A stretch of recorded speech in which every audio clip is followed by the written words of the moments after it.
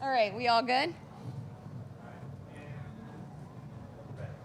All right, welcome back inside the media center here at the Hilton Grand Vacations Tournament Champions. I am pleased to be joined by the 2024 champion, Lydia Ko. Before we open it up, if you are on the Zoom, please let us know in the chat function so we know to unmute you at the appropriate time. I'll just start it off here. How does it feel to be the champion in your own backyard? Yeah, it's pretty cool. I think in ways I was very deliberate about my alarms and, my routine. I think when you are comfortable, you sometimes just go about, your day just like any other day. But I think this is a great and comfortable way to start the season. Now, I haven't played particularly that great at this event before. So to kind of go in with a two-shot lead going into today was a little bit of a comfort cushion to rely on, but I knew that it was going to be windy today, and obviously the cold was going to be a big factor. So nobody was going to shoot like super low scores. So I just tried to be really steady, and I'm sure I am 100% certain there were nerves coming down the stretch, but I felt like I tried to stay as patient as I can, and Paul was a big help in saying like, hey, just breathe and keep the conversations going. Lydia, can you just tell us how satisfying this is after the 2023 season? Does it feel different than your other victories? It's, I thought I would cry, but I'm like, nothing's coming out. So I don't even know what that means. But I remember last year in Portland, I think it was only my second event working with Paul, and Paul, I missed a cut, and I was like, hey, I'm sorry, because obviously I want to play the weekend, and it hasn't been long, and you don't want to kind of set a bad momentum just for the team. And he was like, hey, this is just gonna make winning sweeter, and I think that's so true. And as much as the season was not the way that I would have wanted going into 2023, I felt like I still finished really strong, and that gave me good momentum to this year. And just like how 2022 was an unbelievable year and 2023 was a huge question mark, like you can turn it around really quick, and golf is a weird game like that where you could honestly miss 8 cuts and win them next week. I think Shanti also did that last year, winning in Portland. So it's odd. I think there is no right answer for the game of golf, but I'm just gonna keep working at it. And I think in ways it's really good that I'm playing next week, so that I'm not like sitting on like the excitement and just of the win, and I can just kind of keep working on my game and go from there. And then you told Amy that you can't get cocky, and I thought to myself, I can't imagine Lydia being cocky. Do you feel like you've ever been that way when you've been number one in the world? I don't think so, but it's more so in the sense like, hey, like I won, like all's gonna be great, but it's just like we all know that tomorrow is a new week, and I still don't feel like I played perfect. I feel like I could have hit some better shots coming down the stretch as well. So it's just little by little, and taking the win is obviously great. I wasn't sure if I was going to be back in the winner's circle, and to be back at the first tournament of the season, it's pretty cool and so much faster than I could have ever anticipated. But it's just making sure that it doesn't literally go to your head, and I'm still doing my practice swings in my room, doing all the things that I've done to get to this point, because I think they're all building blocks, and sometimes the results don't show right away, but if you do a good job with the fundamentals, then you're going to continue to grow and just get better. You talked about seeing good signs at the end of last year, winning at Grant Thornton, playing well in Asia. Did you maybe come into this week with more confidence than people might have thought you had? I'm not sure if I ever really go into a week thinking I'm feel super confident. But I think it was just good that I got to practice here last week because it's my home club, and then Monday didn't feel like a completely new environment. And I think just a transition of from the start of the season to like the weeks prior, it was just so smooth because I'm literally like in my own backyard. But it's, it's just weird. Like I won in Boca a couple years ago, and honestly, 2 weeks before that, I was playing so bad that I was thinking maybe I should like withdraw after, like play the Tournament of Champions, but then maybe not play the week after and just get ready for Asia. But I took the positives out of, finishing top 10 that week, and then I was like, hey, it wasn't as bad as I thought it was going to be. And then I think that kind of mindset helped me to win in Boca. So it's weird. I think some weeks I feel like it's going okay, but then you go on the golf course and it doesn't feel right. And then some weeks I don't feel that prepared at all, and then it goes good. So I think it's a mental thing at times, and just kind of getting into a rhythm of things. Yeah. And then we always want to attach that a year like last year, you're going to learn a lot about yourself. Did you? Was there a... I cry a lot. Yeah. Would be something that I learned. I'm like, man, I got to get the faucet to like stop, stop crying. My mom says that too. She's like, you cry a lot. But it's just, I guess, like last year was hard because, I won in Saudi, which was my first event of the season. And then I thought I would ride the high and head a top 10 in Thailand, but my ball striking started not being as solid from there onwards. And I think missing the cut at Chevron, I almost, it sucks to not be able to play the weekend, but I think I took it as like too big of a deal. And I think so many great things happened that it hit me a lot harder, and maybe it might have been better if I had just been a little bit more level-headed and was like, hey, this is just not my week, and I just got to focus on what are the things that I need to get better at. But I think I was so impacted just by the result, and I think that's what led me to like a few months of honestly struggling and feeling like I'm walking on quicksand. But having one under par round and then two, and then backing it up with another under par round the next day, I think those small things really mattered. And I think that's just taking small wins is such a important thing when we're out there. You mentioned it a couple times. You have actually got to the point where you weren't sure if you were going to win again. What gets you to that point, and how do you pull yourself back from that? Honestly, I don't think it takes much to get you to a point where you are unsure if you're going to win. I'm playing alongside the best female golfers week in, week out, and that your B game is probably not going to cut it.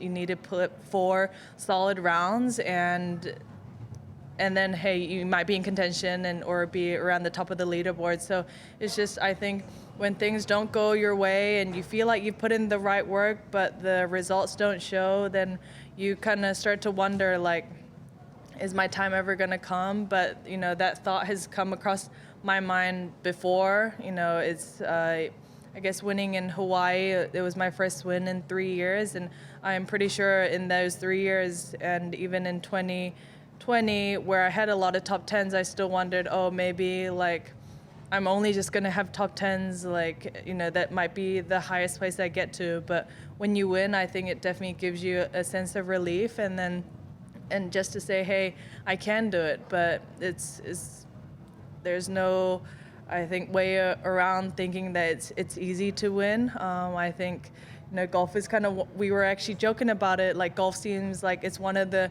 random sports, only sports where like random people think, oh, I could totally beat her, or like I could like totally, like if I played on tour, I would win like 3 times in a season. I said, nobody's probably doing that about like hitting home runs or like, being All-Star champion or like in other things, but golf in ways, because it is so relatable, I think people think that it's easy, but it's not. And in my 10, 11 years, I've seen the tour grown so much, and the level of play is so high that to be able to win like a week like today is it's pretty cool. But that you've got to keep pushing yourself to your limits and keep working hard, because none of it comes easy. Does it actually take a win to pull you out of that I'm never going to win again mindset, or is there a middle ground somewhere? For me, I don't think there is a middle ground, because if you have 10 second place finishes, like that's awesome. And to even finish second that many times, or even like 10 second place like 2-3 times, that shows a lot of like what level of golf you're playing. But to win, I think there's like a different notch, and to be able to finish strong when there's stuff on the line, I think is different. So for me personally, yeah, I think like winning and coming second is like, it gives me a different, I guess, realization to say, hey, I can win and be back in the winner's circle. Amidst all the tears last year, what was perhaps the lowest point for you? I think I played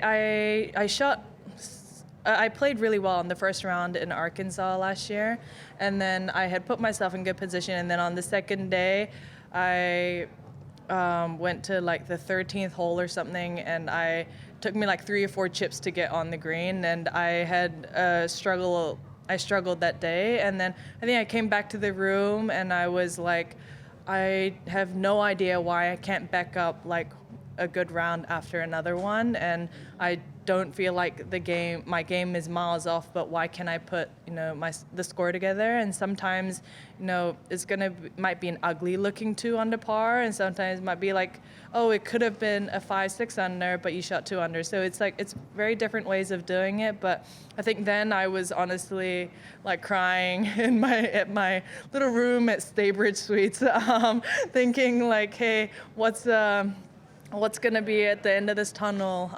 But I talked to my husband then, and he was like, hey, like, why are you putting those kind of expectations on yourself? And in ways I was like, of course I got to put those expectations on myself. Like, I'm not going to go out there feeling like I'm not going to play well. But at the same time, it's true. Like, he's right. I can't like connect my identity to golf all the time and feel like, not as good of a person if I don't shoot a good score. And if I'm honestly crying after every single bad round, then that's just a lot of energy that's burnt. So, I think I should have like taken a much more positive mindset, but because I had been struggling, I think I was affected by the little things more.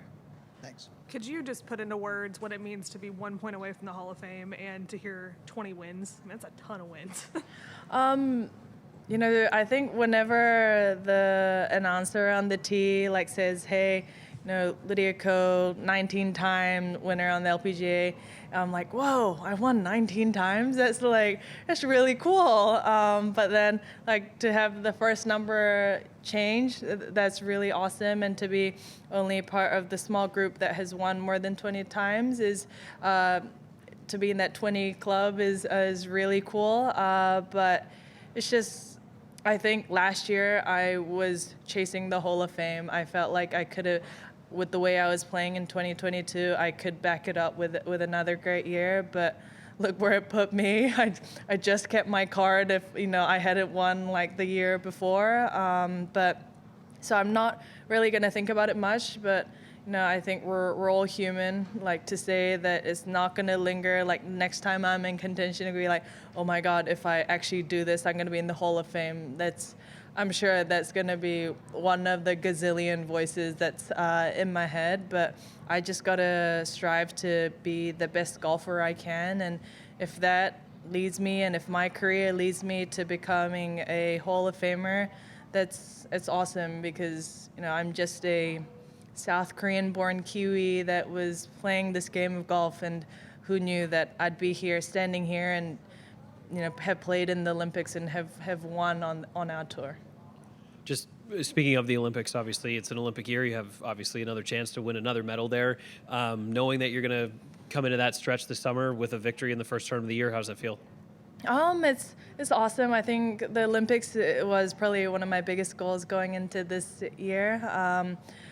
I played in the 2016 Rio Olympics as the #1 ranked player, and I think there was a lot of pressure, like going internally, and I was able to come off with a silver medal. And in Tokyo, I was kind of like, oh, I already have a medal, so it's like, what have I got to lose? So I think I was able to, with that mindset, actually play better and play a little bit more aggressively and have a really good final round and end up winning a bronze medal. So I think, like, in my perfect fairy tale story, I would win gold and have the 3 collection of the Pretty nice collection. 3 different medals, but sometimes it is literally a fairy tale, and the Olympics is the best of each country, the best athletes there, and to be able to represent your country is just a win itself. So I'm gonna enjoy it, and Le National is very different to the other 2 golf courses we played. So I think it's gonna be really tough, and I think the level of golf that's gonna be played that week to win the medals on both the men and the women's side is gonna be very high. Golf is obviously, professional golf is week in, week out, new tournament, new city, new golf course, et cetera, et cetera. But do you ever, when you have maybe downtime, zoom out a little bit and realize, how many young girls you may have inspired and how much maybe impact you've had away from the golf course? I think, like, the coolest part is when you come to events like this and you see so many girls that like want to get your autograph or take photos. I think that's when it really hits me, because I'm like, why are they asking for my autograph? Like, I feel like I'm just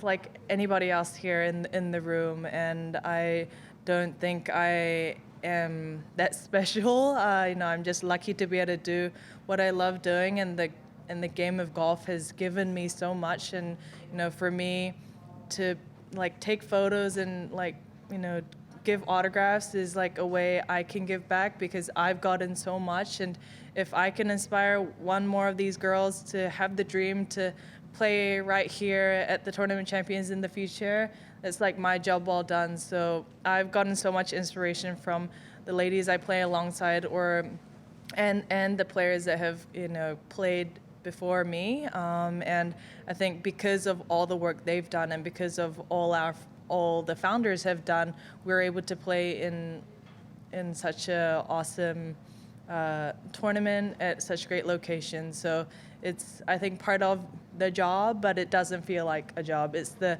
best part of what we do.